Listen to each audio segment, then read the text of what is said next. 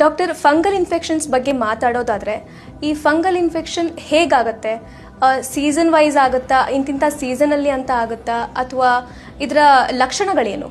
ಹೌದು, ಈ fungal infection ಅಂತ ನಾವು ಮಾತಾಡುವಾಗ ಬ್ರಾಡರ್ ಆಸ್ಪೆಕ್ಟಲ್ಲಿ ಡೆಫಿನೆಟ್ಲಿ ಇದು ಸೀಸನ್ಗೆ ರಿಲೇಟೆಡ್ ಇರುತ್ತೆ. ಈಗ ನಾವು ನೋಡ್ತಿರೋ ಹಾಗೆ ರೇನಿ ಸೀಸನ್ ಏನಿರುತ್ತೆ, ಮಳೆಗಾಲದಲ್ಲಿ ಯೂಶಲಿ ಫಂಗಲ್ ಇನ್ಫೆಕ್ಷನ್ಸ್ಗಳು ಜಾಸ್ತಿ. ಮಳೆಗಾಲ ಇಲ್ಲದೇ ಕೂಡ ನಾನು ಹೇಳ್ತಿರ್ತೀನಿ ಯಾವಾಗಲೂ ಕೂಡ, ಈ ನೀವು ಏನು ಬಟ್ಟೆ ಯೂಸ್ ಮಾಡ್ತಾ ಇರ್ತೀರಾ, ಬಟ್ಟೆ ಧರಿಸ್ತಾ ಇರ್ತೀರಾ, ಎಸ್ಪೆಷಲಿ ಇನ್ನರ್ ವೇರ್ಸ್ಗಳೆಲ್ಲ ಏನಿರುತ್ತೆ ಅದು ಕಂಪ್ಲೀಟಾಗಿ ಡ್ರೈ ಆಗಿರಲಿಲ್ಲ ಅಂತ ಹೇಳಿದರೆ, ಫುಲ್ ಒಣಗಿರಲ್ಲ, ಅದನ್ನ ಹಾಗೆ ಯೂಸ್ ಮಾಡ್ತಾ ಇರ್ತಾರೆ. ಆ ಟೈಮಲ್ಲೂ ಅದೇ ರೀತಿ ಪದೇ ಅವರು ಯೂಸ್ ಮಾಡ್ತಾ ಇದ್ರೆ ಎಲ್ಲಿ ಮಾಯಿಶ್ಚರ್ ಜಾಸ್ತಿ ಆಗ್ತಾ ಇರುತ್ತೆ ಅಲ್ಲಿ ಫಂಗಸ್ ಇರುತ್ತೆ. ಅವಾಗ ಜೊತೆನೇ ಏನಾಗುತ್ತೆ ಅಂತ ಹೇಳಿದ್ರೆ, ಈ ಸ್ಕಿನ್ ಏನಾದರೂ ಇಮ್ಯುನಿಟಿ ಕಡಿಮೆ ಇತ್ತು ಅಥವಾ ಅವರು ಪ್ರೋನ್ ಫಾರ್ ಡಿಸೀಸಸ್ ಇದ್ರು, ಈಗ ಫಾರ್ ಎಕ್ಸಾಂಪಲ್ ಅವರು ಸಕ್ಕರೆ ಅಂಶ ಜಾಸ್ತಿ ಇರುತ್ತೆ ಬ್ಲಡ್ಡಲ್ಲಿ, ನಾವೇನು ಡಯಾಬಿಟಿಸ್ ಮೆಲೈಟಸ್ ಅಂತ ಹೇಳ್ತೇವೆ, ಆ ರೀತಿ ಇತ್ತು ಅಂತ ಹೇಳಿದ್ರೆ ಅವಾಗ ಸ್ಕಿನ್ನಲ್ಲಿ ಆಲ್ರೆಡಿ ಇಮ್ಯುನಿಟಿ ಕಡಿಮೆ ಇರುತ್ತೆ. ಪ್ಲಸ್ ಈ ಮಾಯಿಶ್ಚರಿಗೆ ಅವ್ರು ತುಂಬ ಎಕ್ಸ್ಪೋಸ್ ಆಗಿಬಿಟ್ರು ಅಂತ ಹೇಳಿದ್ರೆ ಫಂಗಲ್ ಇನ್ಫೆಕ್ಷನ್ ಆಗುವಂಥ ಚಾನ್ಸಸ್ಗಳು ಏನಿರುತ್ತೆ ಅದು ಜಾಸ್ತಿ ಆಗುತ್ತೆ.